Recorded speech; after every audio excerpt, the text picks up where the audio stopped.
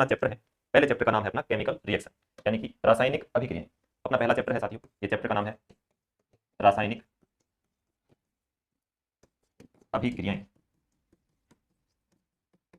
रासायनिक अभिक्रियाएं, रासायनिक समीकरण जिसे हम बोलते हैं। देखो 10th क्लास की चीजें हैं, तो मैं ये मान के चल रहा हूं कि आपको चलता है कि यहाँ पे एक नाम लिखा हुआ है रासायनिक। जितनी भी रासायनिक अभिक्रियाएं होती हैं, जितनी भी रासायनिक अभिक्रियाएं होती हैं, देखो अभिक्रियाएं दो प्रकार की होती हैं, एक होती है रासायनिक अभिक्रियाएं, एक होती है नाभिकीय अभिक्रियाएं। रासायनिक अभिक्रियाएं जो होती हैं वो रसायनों के बीच के अंदर होंगी, यानी कि कोई दो अभिकारक मिलकर के एक नया प्रोडक्ट बना रहे होंगे, या फिर हम कई जगह ऐसा भी होता है कि उत्पाद से वापस अभिकारक प्राप्त कर रहे होते हैं। तो वो अलग अलग अभिक्रिया, बहुत सारे प्रकार की अभिक्रियाएं होती हैं, जैसे अपचयन अभिक्रिया होती है, ऑक्सीकरण होती है, संयोजन होती है, वियोजन होती है, विस्थापन होती है, बहुत सारी अभिक्रियाएं होती हैं। तो जितनी भी अपने सिलेबस में लगती हैं, जैसे अब आप बोल दो सर ग्रीनियर अभिकर्मक के बारे में, तो वो अपने सिलेबस में 10th लेवल तक नहीं लगता है, अगर लग रहा होता तो हम उसका जिक्र कर रहे होते। तो जितना भी अपना 10th लेवल का रहेगा उतने में जितनी भी एनसीईआरटी के अंदर चीजें हैं वो सारी की सारी हम यहाँ पे डिस्कस करेंगे।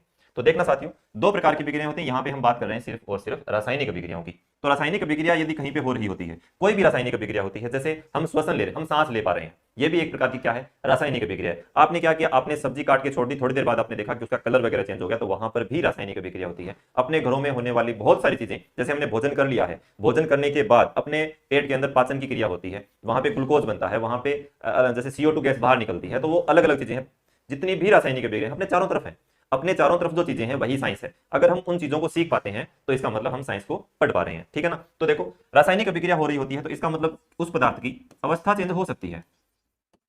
आप बोलेंगे कि सर बिल्कुल चेंज हो सकती है भाई, एक पदार्थ पहले ठोस अवस्था में था, अब वो गैसीय अवस्था में या भापीय अवस्था में हो गया होगा। क्या उस पदार्थ का कलर चेंज हो सकता है? तो आप बोलेंगे कि सर हाँ हो सकता है कि एक पदार्थ पहले सफेद रंग का था, वो धीरे धीरे ब्लैक हो गया या किसी और कलर का हो गया है।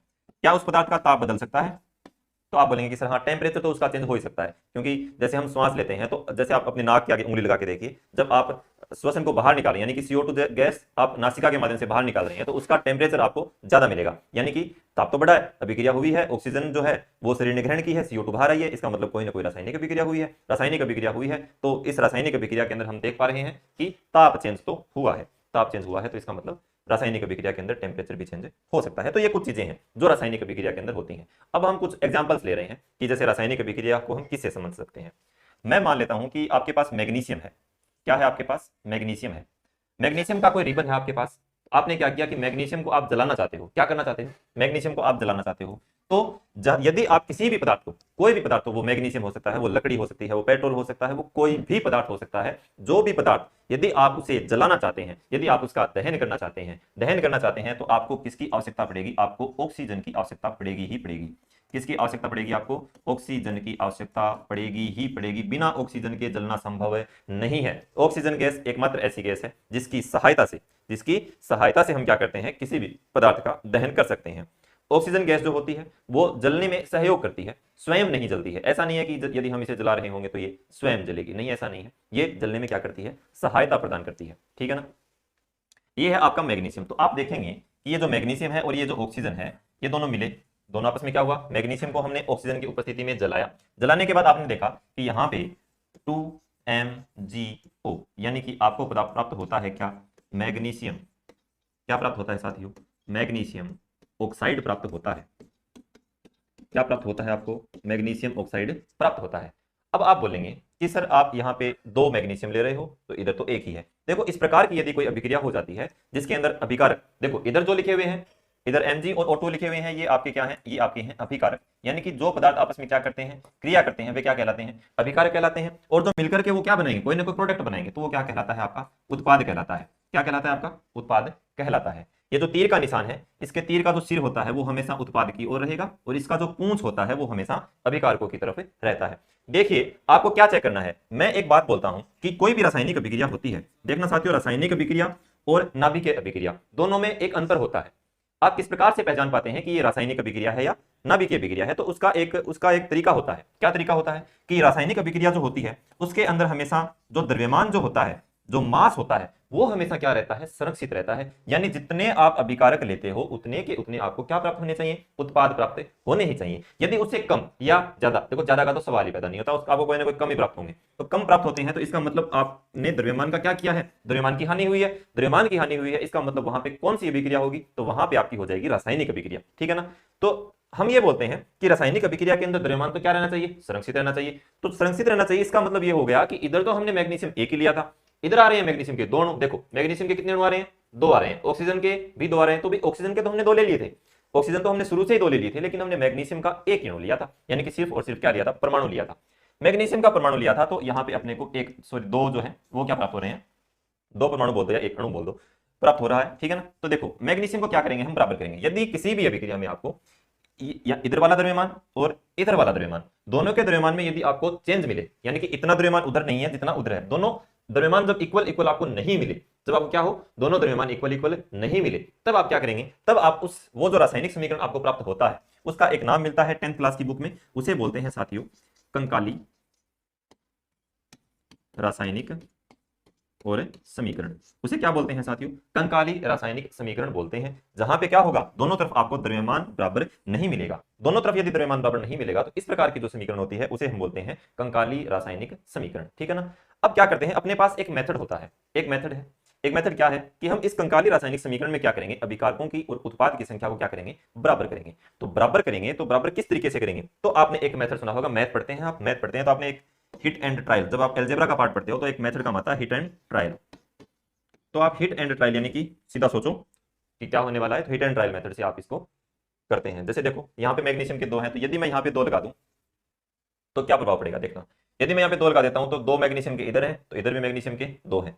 इधर ऑक्सीजन के कितने हैं, दो हैं, तो इधर भी ऑक्सीजन के कितने हैं, दो हैं। इसका मतलब अपनी अभिक्रिया जो है वो संतुलित हो चुकी है। अपनी अभिक्रिया क्या हो चुकी है साथियों, संतुलित हो चुकी है। तो हमें संतुलन में ही करना था।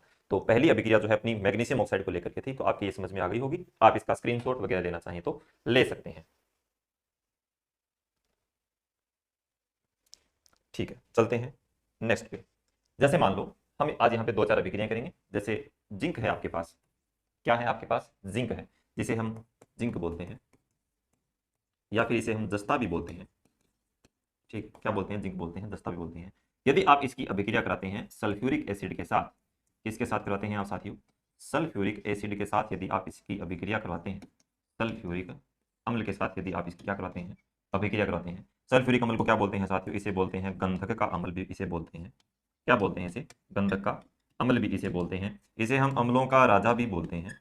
क्या बोलते हैं साथियों, अम्लों का राजा भी इसे बोलते हैं, किंग ऑफ एसिड्स भी इसे हम बोलते हैं। देखो अम्लों का राजा ये है, तो राजा की कोई ना कोई रानी भी होगी। तो राजा की रानी कौन है, अम्लों की रानी होती है आपकी अमोनिया।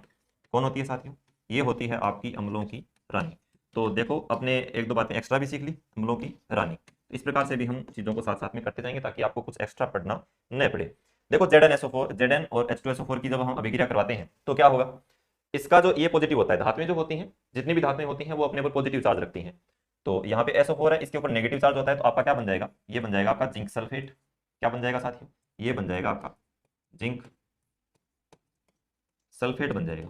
क्या बन जाएगा साथियों, जिंक सल्फेट बन जाएगा। इधर बच क्या गया, तो Zn काम आ गया, SO4 भी काम आ गया, बचा कौन, हाइड्रोजन। तो यहाँ पे क्या होगा साथियों, यहाँ पे तीव्रता के साथ कौन सी गैस निकलती है, हाइड्रोजन गैस निकलती है। ये जो जिंक होता है वो आपका ठोस अवस्था में होता है, तो आप इसके आगे एस लगा सकते हैं। ये H2SO4 होता है तो ये आपका जलीय फॉर्म में होता है, तो आप इसके आगे लिक्विड लगा सकते हैं, ठीक है। द्रव्य अवस्था में तो आप लिक्विड लगाएंगे। यदि जलीय अवस्था में होता, यदि कोई पदार्थ आपको जलीय अवस्था में मिलता है, देखो आप चार तरीके हैं इसके, जलीय अवस्था में मिलेगा तो आप क्या लगाएंगे उसके आगे, आप उसके लगाएंगे एक्वा, एक्यू लगाएंगे। यदि कोई भी पदार्थ आपको द्रव अवस्था में मिलता है तो आप उसके आगे एल लगाएंगे। यदि आपको गैसीय अवस्था में मिलता है तो आप उसके आगे क्या लगाएंगे, जी लगाएंगे। और ठोस अवस्था में मिलता है तो देखो जिंक ठोस है तो एस फॉर सॉलिड, ठीक है ना। ये गैस है, ये लिक्विड है, ये एक्वा है, ठीक है ना। चलो तो यहाँ पे कौन सी गैस निकली, आपकी हाइड्रोजन गैस निकल गई। तो आपने जिंक सल्फेट बना लिया। तो इसी प्रकार से कुछ रासायनिक अभिक्रियाएं होती हैं।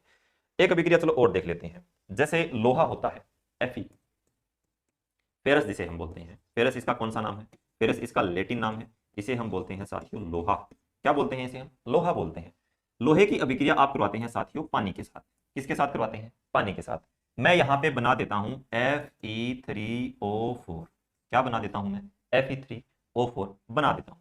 देखो साथियों Fe3O4 यदि मैं यहाँ पे बना देता हूं और मैं ये कहता हूं कि इससे चार जो है वो हाइड्रोजन गैस के अणु निकलेंगे। कितने निकलेंगे, चार हाइड्रोजन गैस के अणु निकलेंगे। तो किस प्रकार से निकलेंगे, देखो यहाँ पे मैं ले रहा हूं सिर्फ और सिर्फ Fe, यहाँ पे H2O, तो Fe3O4 और फोर्थ H, 4H2, ठीक है ना, हाइड्रोजन के चार अणु। देखो साथियों क्या होता है कि ये अब आपको पता चल रहा होगा कि जो सबसे पहले हमने अभिक्रिया लिखी थी कौन सी, मैग्नीशियम वाली, उसी प्रकार से ये भी एक प्रकार की कंकाली रासायनिक समीकरण है। तो इसे हमें हिट एंड ट्रायल मेथड से क्या करना पड़ेगा, संतुलित करना पड़ेगा। तो आइए अब हम इसे क्या करते हैं, संतुलित करते हैं। संतुलित करते हैं तो देखना साथियों, यहाँ पे Fe के कितने अणु हैं, 3 हैं। तो आप क्या करिए, यहाँ पे भी कितने लगा दीजिए, 3 लगा दीजिए। तो आपने यहाँ पे क्या लगा दिया साथियों, 3 लगा दिया। देखो O के कितने हैं, 4 हैं, लेकिन यहाँ पे O कितने हैं, 1 है। O कितने हैं, 1 है। O 1 है तो हमें चाहिए कितने, 4 चाहिए। तो O हमने कहां लगा दिया, 4। बच क्या गया, देखो यही बचा गया 4H2। तो यहाँ पे क्या लिख दिया मैंने, 4H2। ये जो पदार्थ आपको प्राप्त हुआ है इसे बोलते हैं साथियों मैग्नेटाइट। क्या बोलते हैं इसे हम बोलते हैं मैग्नेटाइट बोलते हैं। अब आप बोलेंगे कि सर अवस्था कौन कौन सी हो गई, तो देखो साथियों, इसकी लोहे की अवस्था कौन सी होती है, इसकी होती है सॉलिड अवस्था। आपने कभी लोहे को पानी बना हुआ देखा है, डायरेक्ट आप नहीं देखेंगे। वैसे तो लोहा गलाया जा सकता है, जलीय अवस्था में हो सकता है, गला सकते हैं, इसको गला करके दूसरा पदार्थ इसे बना सकते हैं। लेकिन आप हमेशा सामान्य जीवन के अंदर क्या देखते हैं कि लोहा जो होता है वो ठोस अवस्था में ही होता है। धातुएं जितनी भी होती हैं वो क्यों, कौन सी अवस्था में होती हैं, ठोस अवस्था में होती हैं। कौन सी एक ऐसी धातु है जो लिक्विड स्टेट में होती है, तो आपको मैंने पीछे की कक्षा में बताया है कि वो एकमात्र ऐसी धातु होती है जो कौन सी अवस्था में होती है, द्रव अवस्था में होती है। उसका नाम होता है साथियों क्या, पारा होता है, ठीक है ना। तो ये आपकी कौन सी अवस्था में है, ठोस अवस्था में। ये जो जल के अणु हैं ये आपकी गैसीय अवस्था में होते हैं। कौन सी अवस्था में होते हैं, गैसीय अवस्था में होते हैं। ये जो लोहा जो होता है वो पानी की वाष्प के साथ क्या करता है, क्रिया करता है, और क्या बना लेता है साथियों, मैग्नेटाइट बना लेता है।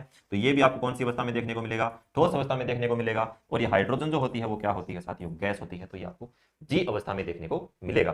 तो आपने क्या बना लिया, मैग्नेटाइट बना लिया। मैग्नेटाइट जो होता है वो कहाँ काम आता है, तो आप बोलेंगे कि सर हमें अच्छी तरीके से पता है, ये स्थायी चुंबक बनाने के काम आता है। कहाँ काम आता है, ये स्थायी चुंबक बनाने के काम होता है। एक प्रकार से ये फेरोमैग्नेटिक होता है। कैसा होता है ये होता है साथियों फेरोमैग्नेटिक। फेरोमैग्नेटिक यानी कि क्या करेगा, ये लोहे की वस्तुओं को अपनी ओर क्या करेगा, आकर्षित करेगा। क्या करेगा साथियों, लोहे की वस्तु को अपनी तरफ क्या करेगा, आकर्षित करेगा। और चुंबक का मैंने आपको बताया था एक दिन चैप्टर के अंदर, अपने क्वेश्चन के अंदर चर्चा की थी कि विपरीत ध्रुव जो होते हैं वो एक दूसरे को क्या करते हैं, आकर्षित करते हैं, और समान ध्रुव जो होते हैं वो एक दूसरे को क्या करते हैं, प्रतिकर्षित करते हैं। उसके ऊपर एक छोटी सी मैंने आपको कहानी भी सुनाई थी, आपको शायद याद होगी। तो Fe3O4 ये 4 किसके अणु हो गए, आपके गैस के हाइड्रोजन के हो गए। तो आप अगर इसका स्क्रीनशॉट लेना चाहें तो ले सकते हैं।